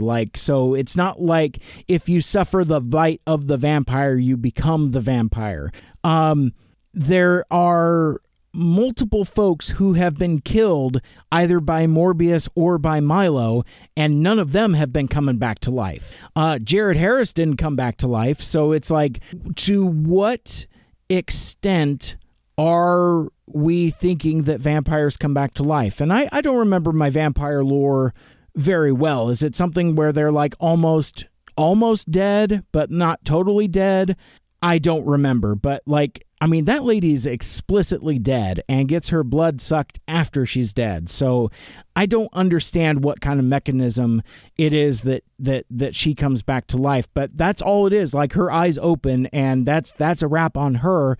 And then, like I said a while ago, basically Morbius just kind of like rises up, flies towards the camera, cut to black, and we're back in the synthwave titles.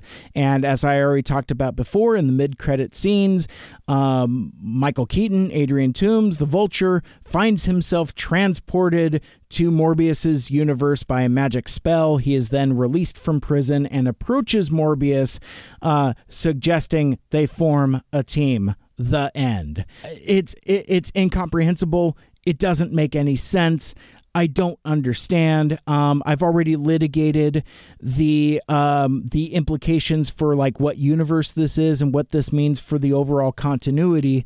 But here's another thing that I do not understand now that I have gone through the entire plot of the movie with you.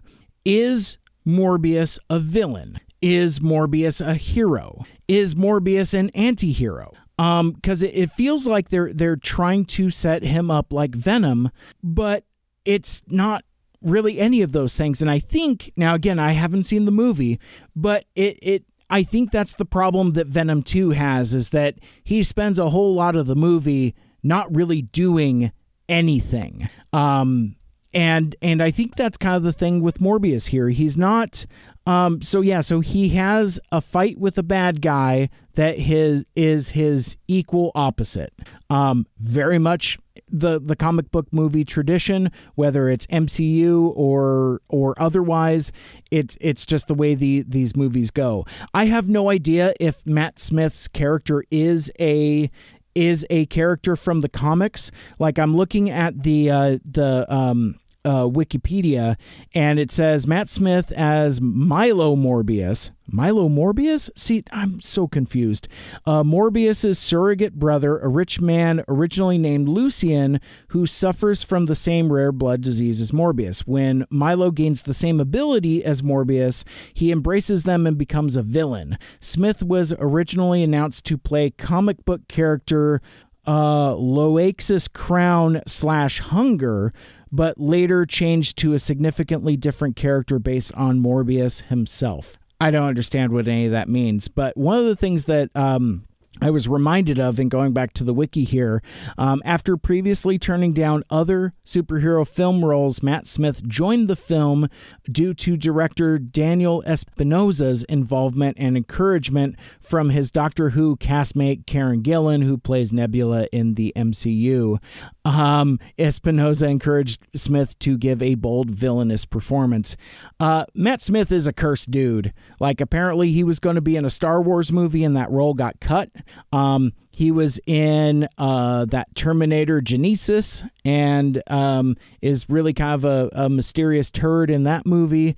And so he's been dodgy about doing comic book movies, and I feel bad for him. And I understand where Karen Gillan was coming from, saying like, "Oi, I love these comic book movies, blah, blah, blah." Then he realizes it's a Sony, not Spider-Man movie. Same thing with Tyrese. It's just like, oh man, I'm gonna be in a Marvel movie. Like in this, like with Tyrese, it says he plays Simon Stroud, an FBI agent hunting Morbius. Tyrese noted that this character is white in the comic books, and the producers, quote unquote, made him black to cast the actor. Stroud has a quote unquote high-tech weapons-grade arm in the film, and Gibson described him as a superhero. Tyrese has signed a 3-picture deal when he joined the film. Oh my God. Oh, that's so bad. But like, and I forgot about all of that until I watched that trailer again. There is a shot that is not in the movie where Tyrese has some kind of nonsense on his arm that is not in the movie at all. But I feel bad for these folks because they thought that they were going to be in a Spider-Man movie. And this is most certainly not a Spider-Man movie. I guess one of the last things I want to close on is the runtime. So when I got the press invite, I thought it was going to be an hour and 50 minutes. But then I saw that the runtime has changed a couple different times, and it's changed in the last few days. I don't know what the final runtime on the screening that I saw, but what I'm seeing now is that it's 104 minutes. Whereas earlier in the week I saw that it was 108 minutes. So it's less than 2 hours, and because of that, it feels rushed. I don't want to say this movie needs to be longer, but it is a chopped up nightmare. So between all the stuff that's in the trailer that's not in the movie, what does the original version of this movie look like? I'm baffled. But before I officially close it out, because I'm closing in on, I think I've already eclipsed the runtime of the movie. But something I wanted to share with you before I left is I found one positive review of the movie. Well, actually, let me go back to the wiki a sec. So Leah Greenblatt of Entertainment Weekly gave the film a B grade, saying that Jared Leto, quote, hits the right notes of fear and longing in a surprisingly restrained performance. While Stephanie Zacharek of Time felt that Leto's performance has a, quote, quiet, vibrating vulnerability. Mick LaSalle of the San Francisco Chronicle awarded the film 3 out of 4 stars and called the film briskly riveting and a, quote, perfect antidote to the bloated The Batman, which I can agree with a little bit. It's half the runtime. Chris Bumbry of JoBlo.com gave the film a 6 out of 10 and called it a direct enough start for the latest addition to the Sony Spider-Man universe, while also praising the cinematography and horror aspects of the plot. Writing for the New York Times, Manola Dargis, I don't know. While most of it is as predictably familiar as expected, it does something unusual for a movie like this. It entertains you rather than bludgeons you into submission. I do not agree with that. And so I guess the thing to take away there is that every character is somebody's favorite character, and Morbius is not my favorite character. It is certainly not my favorite movie. Watch it or don't. I can't help you. And that is going to do it for this week's episode. Thank you so much for listening. And don't forget, you can follow me out on social media at Mike Seibert Radio on Twitter, Facebook, and Instagram. I'm pretty much equally active on all of those platforms, and you can write into the mailbag, MikeSeibertRadio@gmail.com. Become a Mike Seibertronian and join the MSRP Friends and Fans Facebook group, and subscribe to the YouTube channel for more videos and extra stuff beyond the podcast. Tune in for the Mike Seibert Radio podcast live stream on Twitter, YouTube, Twitch, and Facebook Live. Special thanks to Lucia Fasano for our theme song and to Michael Geisler for our closing music. Check out his stuff at bytourmusic.com. My name is Mike. This has been Mike Seibert Radio, and until next time, till all are one, make good choices.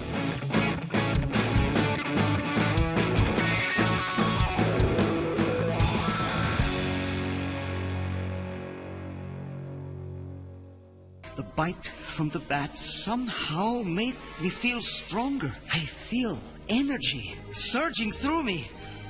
I can hear every heartbeat around me, and I can defy gravity.